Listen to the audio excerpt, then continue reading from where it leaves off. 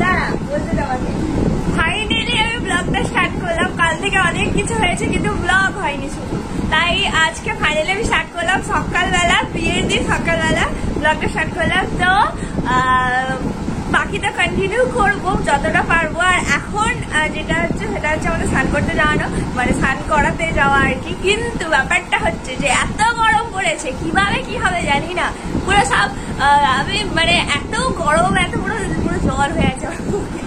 আমরা এখন একটু হালকা করে রেডি হচ্ছি। তবে স্নান করতে যাওয়ানো একটু দূরে আছে, তাই একটু চাপে আছে কিভাবে যাওয়া হবে। আর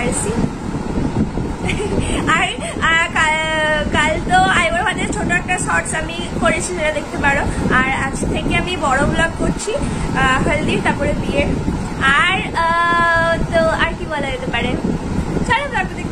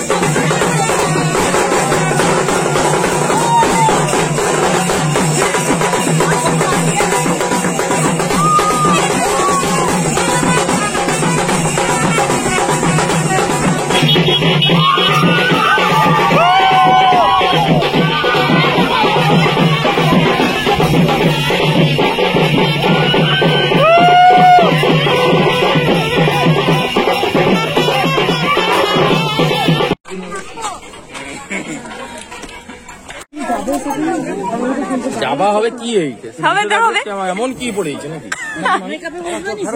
বুঝবে সে দেরি আছে। এই রসনাকে একটু জলটা দিয়ে ধরে একটু খেলে এই জল